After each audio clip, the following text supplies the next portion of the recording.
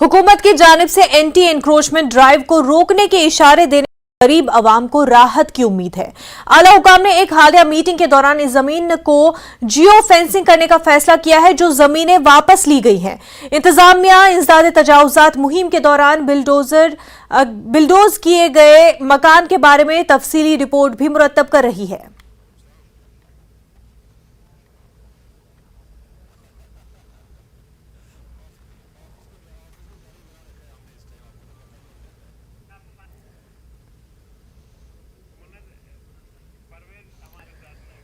हमारे साथ हमारे नुमाइंदे परवेज श्रीनगर से बराह रास्त जुड़ चुके हैं। एंटी एनक्रोचमेंट ड्राइव के हवाले से हुकूमत की तरफ से कुछ इशारे मिल रहे हैं, उसके बारे में तफसील से जानना चाहेंगे परवेज।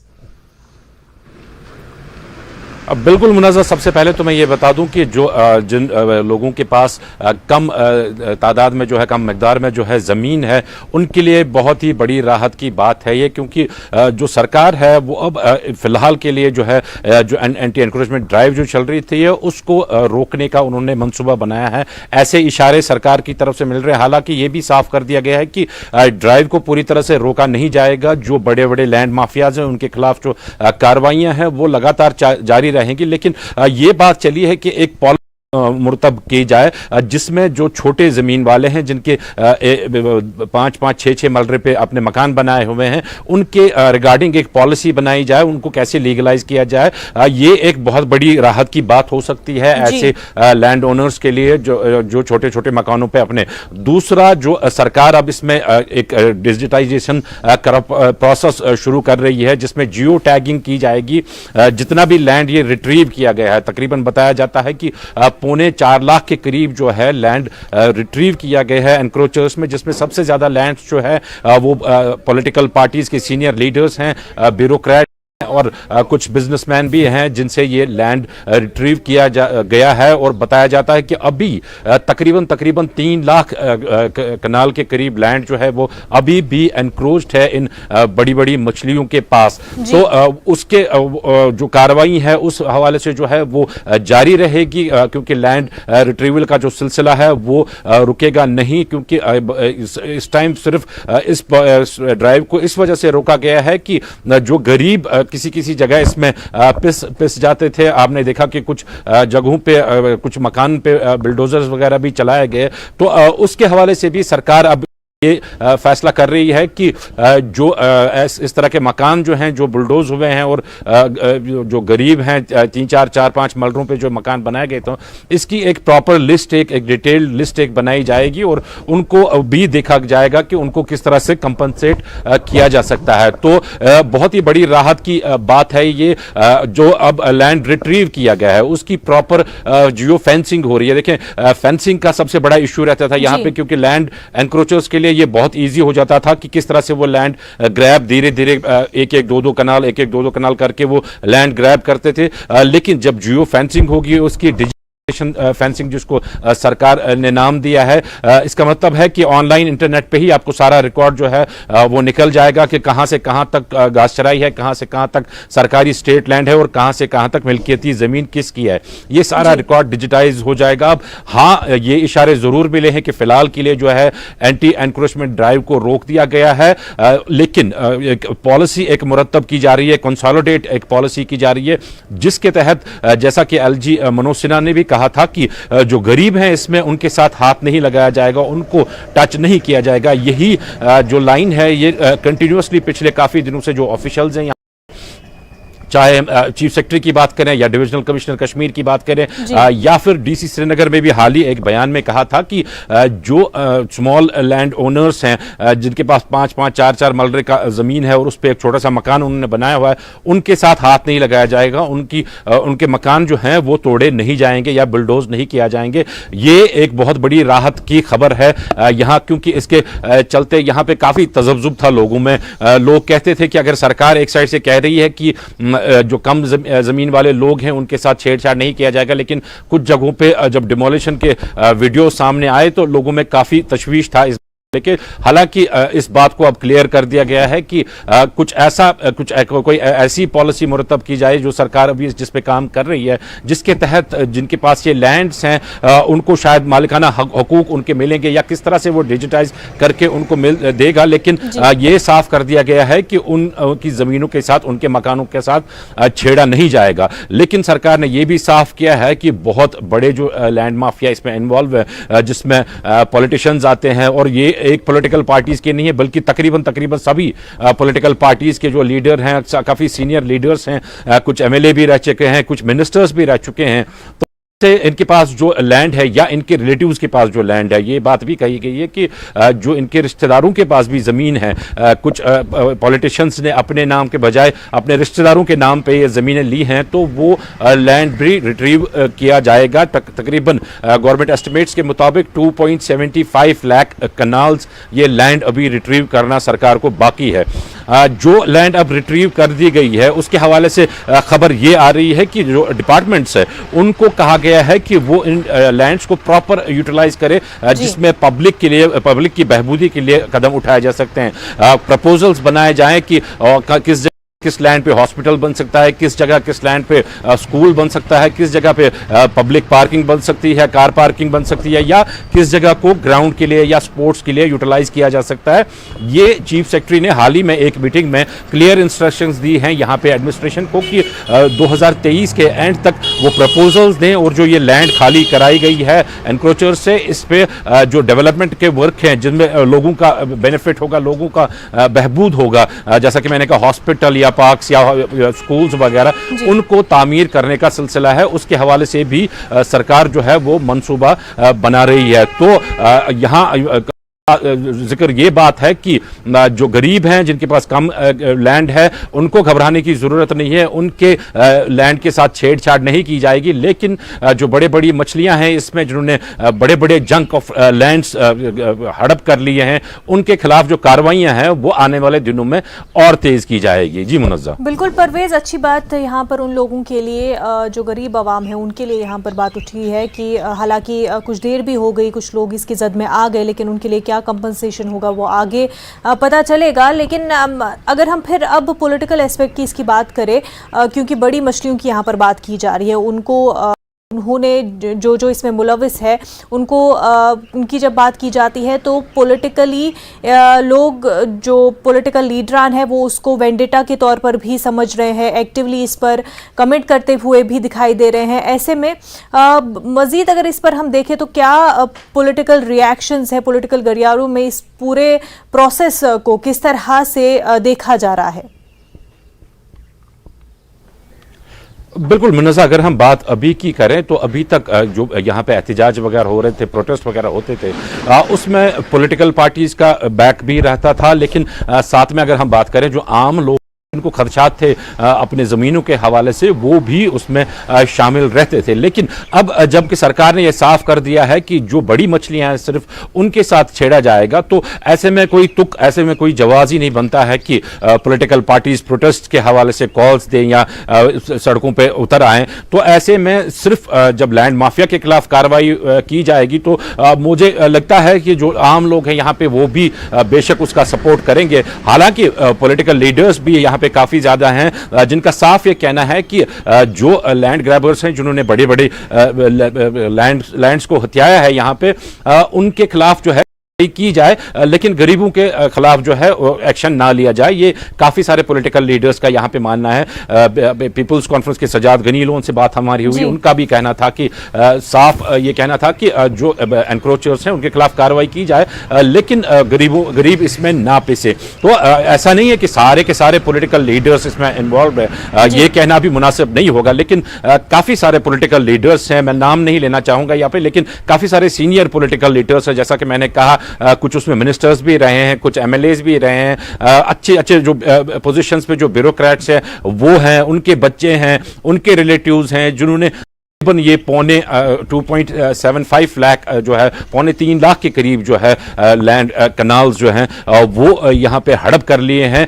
यहाँ की हालांकि जब वो लैंड रिट्रीव होता है तो एक अंदाजा लगाया जा सकता है कि किस तरह से अवामी बहबूद के लिए इस जमीन को यूज किया जा सकता है। इनमें कितने बड़े बड़े हॉस्पिटल्स बन सकते हैं, कितने बड़े स्कूल्स बन सकते हैं, प्लेग्राउंड्स बन सकते हैं बच्चों के, क्योंकि ये अलग अलग जगहों पे अलग अलग डिस्ट्रिक्ट्स में है। यहाँ कश्मीर रीजन में है, जम्मू रीजन में है, तो एक बहुत बड़ा चंक ऑफ लैंड है वो यहाँ। या जो हम फॉरेन इन्वेस्टमेंट की बात कर रहे थे, जब फॉरेन इन्वेस्टमेंट की हम बात करते हैं तो फॉरेन इन्वेस्टर अगर यहाँ पे आएगा तो यहाँ पे जमीन पहले से ही हड़प है। तो ये मुद्दे जो हैं ये सरकार के पास पहले से थे, तो उसी के चलते जो ये ड्राइव स्टार्ट की गई थी और अभी तक काफी कामयाबी मिली है सरकार को इसमें। मैंने जैसे कहा कि पौने 4 लाख के करीब जो हैं एस्टिमेटेड फिगर्स जो हैं कनाल वो अभी तक रिट्रीव कर लिए गए हैं और तकरीबन पौने 3 लाख कनाल जो है लैंड है अभी भी बाकी है रिट्रीव करना। जी मुनज़्ज़र। बिल्कुल परवेज, बेहद शुक्रिया आपका तमाम तर जानकारी के लिए। आगे बढ़ते, स्मार्ट सिटी प्रोजेक्ट के तहत जारी तामीराती काम की वजह से श्रीनगर शहर के मरकज लाल चौक में कारोबारियों को भारी नुकसान उठाना पड़ा है। इन कामों के शुरू होने के बाद से मशहूर इतवार बाजार में कारोबार में जबरदस्त कमी देखी गई है। खोदी हुई सड़कें, मिट्टी और सड़कों पर पड़े तामीराती मटीरियल ने लोगों की मुश्किलात में इजाफा कर दिया है। दुकानदारों और मकामी लोगों ने इंतजामिया से अपील की है कि जल्द अज जल्द काम को मुकम्मल किया जाए। वहीं दूसरी जानिब डिविजनल इंतजामिया ने यकीन दहानी कराई है कि ये मंसूबे मुकर्ररा वक्त से पहले मुकम्मल कर लिए जाएंगे।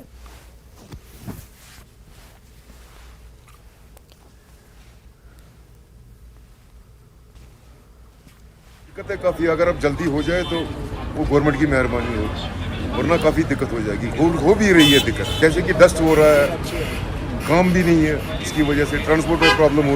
अगर गवर्नमेंट इतनी मेहरबानी करे, जल्द खत्म कर दे, वो मेहरबानी हो। काफ़ी फ़र्क पड़ा है हमारे रोज़गार पर। समझ लीजिए तकरीबन जो सेल आती थी पहले उसके मुकाबले में आधी भी नहीं रही है सेल की ये पोजीशन होगा। तो ये है ना, यहाँ जो अपना गवर्नमेंट जो काम कर रही है तो वो एक साइड से खोद रहे हैं, पूरा खोदते पूरा जा रहे हैं। तो उनको जो काम करना चाहिए ना, अगर मतलब एक पर्टिकुलर मतलब एरिया को खोदना चाहिए, वहाँ पे जो पाइपलाइंस वगैरह डालनी है, जो भी काम करना है वो करें, उसको फिलअप करके फिर आगे बढ़ें। वहीं जिला पुलवामा के संगुनारबल में हजरत रहमान साहब का सालाना उर्स निहायत ही अकीदत व एहतराम के साथ मनाया गया। इस सिलसिले में आस्ताने आलिया पर लोगों ने एक बड़ी तादाद में शिरकत की और उर्स मुबारक के हवाले से रसूमात में शिरकत की। इस मौके पर एक नातिया मुशायरा का भी एहतमाम किया गया, जिसमें कई शोरा ने अपना कलाम पेश किया। उर्स पर दरूद व अज़कार, नात खानी और मजलिस आरास्ता हुई।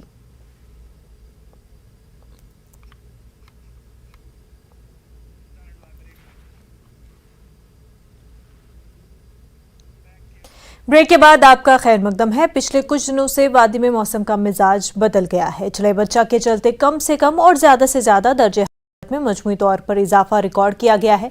कश्मीर में सर्दियां अब अपने आखिरी मरहले में हैं। उधर महकमा मौसमियात ने कहा कि आज दोपहर से मौसम बदलने का इम्कान है, ताहम किसी भी इलाके में बर्फबारी की कोई पेशेंगोई नहीं की गई है। हमारे साथ हमारे नुमाइंदे परवेज बराह रास्त श्रीनगर से जुड़ चुके हैं। परवेज, मौसमी हालात के हवाले से जानकारी दें। बिल्कुल मुनज़्ज़र, मैं आपको बता दूं कि जैसा आपने भी कहा, चले बच्चा इस टाइम यहाँ पे चल रहा है और यही वक्त होता है जब मौसम में थोड़ी बेहतरी आना शुरू हो जाता है। वही हमने पिछले कुछ रोज़ से देखा कि जो टेम्परेचर्स वगैरह हैं उनमें इंक्रीज़ हुआ है। रात में टेम्परेचर रहता था, अब 6 डिग्री 5 डिग्री 6 डिग्री 7 डिग्री के करीब पिछले कई रोज से जो टेम्परेचर है वो रह रहा है। दिन का टेम्परेचर जो है वो डबल डिजिट में आ गया है। पहले 6 7 8 के करीब रहता था, अब 12 13 डिग्री जो है वो दिन का टेम्परेचर रहता है। तो लोगों ने काफ़ी राहत की सांस ली है, क्योंकि काफ़ी कड़ी सर्दी यहाँ पे विंटर्स में यहाँ पे रहती है, क्योंकि चलाई कलान के 40 दिन, फिर चलाई खुर्द के 20 दिन और चलाई बच्चा जो इस टाइम चल रहा है इसके 10 दिन। इसके बाद जो है बाहर का मौसम यहाँ पे शुरू हो जाएगा और फूल वगैरह जो खिलने हैं वो शुरू हो जाएंगे। अगर हम महकमे मौसमियात की बात करें तो आज महकमे मौसमियात ने पेशगोई की है कि आज दोपहर के बाद जो है कुछ में बर्फ ये बारिश होने के इम्कानात हैं, क्योंकि जो हिली एरियाज वगैरह हैं वहाँ पे भी बारिशों का सिलसिला रहेगा और प्लेन्स में भी कुछ एक आधा जगहों पे जो है बारिश होने के इम्कान है। हालांकि बर्फबारी की पेशगोई नहीं की गई है, लेकिन अगर हम मौसम इस टाइम का मौसम देखें तो अच्छी खासी धूप यहाँ पे खिली हुई है, लेकिन मौसम कब यहाँ करवट बदले इसका भी अंदाजा लगाना मुश्किल रहता है। तो महकमे मौसमियात की पेशगोई यही है कि दोपहर के बाद जो है बारिशों का सिलसिला शुरू होगा, लेकिन कल से फिर से खुला मौसम रहेगा। यहाँ पे ड्राई वेदर कंटिन्यू फिर एक वीक के लिए तकरीबन है। जी मुनज़्ज़ा। बिल्कुल, और जैसा बताया कि चले बच्चा में मौसम बदलना शुरू हो जाता है, वो जितनी ठंड महसूस करते हैं उसमें अब चेंज आनी शुरू हो जाती है, मौसम में बेहतरी होती है, तो इससे लोगों को भी काफ़ी राहत मिलना शुरू हो जाता है। बेहद शुक्रिया परवेज़ आपका। आगे बढ़ते हैं। राहुल गांधी और प्रियंका गांधी इन दिनों सयाहती मकाम गुलमर्ग के निजी दौरे पर है। दोनों भाई बहन गुलमर्ग में बर्फ से ढकी चोटियों पर पहुंचकर कुदरती खूबसूरती का लुत्फ ले रहे हैं। राहुल गांधी गुज़िश्ता कई दिनों से गुलमर्ग में है, स्की कर रहे हैं। वहीं प्रियंका गांधी भी गुलमर्ग पहुंचकर अपने भाई के साथ सैरो तफरी कर रही हैं। दोनों ने सतह समंदर से 14,000 फुट की बुलंदी पर वाक़ कंगडूर स्नो बाइक की खूब सवारी की। दोनों ने आज खुद स्नो बाइक चलाई और काफी देर तक इसकी सवारी की। गुलमर्ग स्नो बाइक एसोसिएशन ने राहुल गांधी और प्रियंका गांधी को स्नो बाइक की सवारी करने की दावत दी थी। उनकी दावत कबूल करते हुए राहुल गांधी और प्रियंका गांधी ने इन लोगों के साथ कई घंटे गुजारे और इन लोगों के साथ तबादला ख्याल भी किया। गुलमर्ग में काफी तादाद में लोग इन दिनों इन दोनों के साथ सेल्फी लेते हुए भी दिखाई दिए।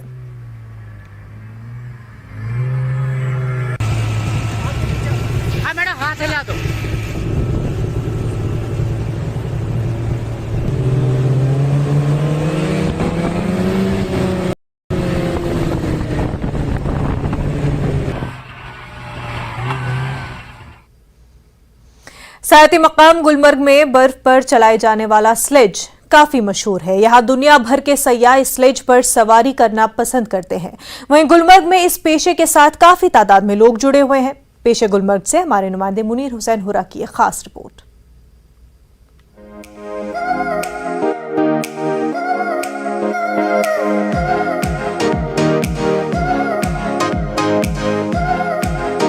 सलेज की सवारी काफी पुरानी तारीख है, ताहम आजकल सलेज दुनिया के कई ममालिक में सैर व तफरीह के तौर पर इस्तेमाल में लाई जा रही है।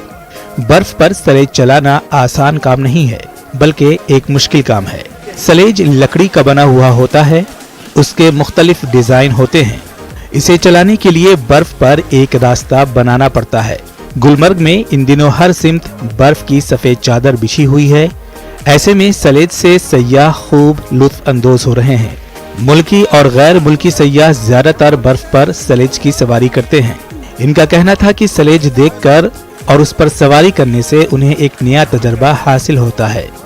अच्छा लग रहा, मैं पहली बार कश्मीर, पहले तो मैं टीवी में देखता था कि बर्फ वगैरह है, ऐसे है वैसे है, मगर असली मजा मैंने ये जन्नत का। अच्छा, ये स्लेज आपने कभी देखा होगा या इसकी सवारी आपने सुना होगा? कभी नहीं मैंने देखा। तो कैसी एक्सपीरियंस अब आपका? कैसा अच्छा लग रहा है, बहुत मजा आ रहा है। क्या कहेंगे यहाँ से जाके अपने दोस्त? हम दोस्तों को कहेंगे बहुत मस्त जगह है, बहुत अच्छी जगह है। कश्मीर हमारा जन्नत से भी कम नहीं। हम फर्स्ट टाइम यहाँ आए हैं, मुझे बहुत अच्छा लगा और हम बाकी सबको भी बोलेंगे कि यहाँ पे आके मजा कीजिए। बहुत मजा आ रहा है, बहुत एंजॉय कर रहे हैं हम लोग सब मिलके।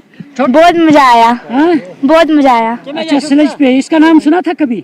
नहीं। अच्छा, यहाँ पे आके आपने सब देखा है? हाँ। तो अपने जो आपकी सहेलियाँ हैं और आपके जो भी दोस्त हैं उनको क्या कहेंगे आप?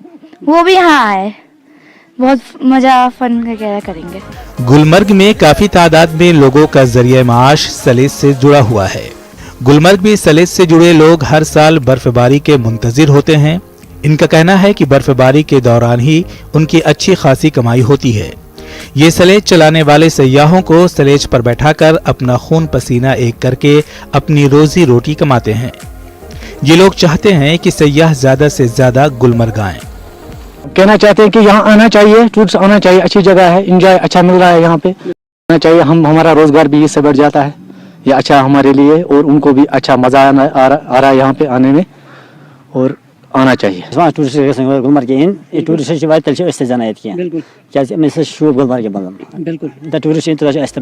कुदरती हुस्न से मालामाल गुलमर्ग हर मौसम में सयाहों की दिलचस्पी का मरकज रहा है। मौसम सरमा में सरमाई खेलों और दीगर सरगर्मियों में बड़ी तादाद में सयाह दिलचस्पी लेते हैं। इसके अलावा सयाहों की तफरीह के लिए सलेज जैसी एक बेहतरीन सवारी की मजबूती और इस पेशे से जुड़े अफराद के रोजगार में मजीद मौके फराहम करने की जरूरत है। नाज़रीन की सवारी, क्योंकि इसमें मेहनत है, कठिन मराहिल से जो ये स्लेज चला रहे हैं और रस्सी बांधकर ये खींचते हैं इस स्लेज को, और क्योंकि खून पसीना एक करके ये अपनी कमाई कर रहे हैं इन सयाहों को इस बर्फ की हसीन वादी पे यहाँ पे ये मज़ा दिला रहे हैं। और क्योंकि अभी ये स्लेज पे बैठ के ये इस रस्सी से इस स्लेज को खींचते हैं और बड़ा मज़ा आनंद ले रहे हैं। और आप देख सकते हैं कि किस तरह ये सयाह जो हैं काफ़ी खुश नजर आ रहे हैं। न्यूज़ 18 जम्मू कश्मीर के लिए मैं गुलमर्ग से मुनीर हुसैन हुर्रा। जनूबी कश्मीर के कस्बे पांपोर से ताल्लुक़ रखने वाले एक 80 साला बुजुर्ग गुलाम मोहम्मद वानी आज के इस टेक्नोलॉजी के दौर में भी कुल कर सरसों से तेल निकालकर कदीम रिवायत को जिंदा रखे हुए हैं। अगरचे इस जदीद दौर में मशीनों से तमाम काम किए जा रहे हैं। बताया जाता है कि कश्मीर में कोल्हू से तेल निकालने वाले गुलाम मोहम्मद आखिरी शख्स है जो आज भी पुराने तरीके से कोल्हू चलाकर तेल निकाल रहे हैं।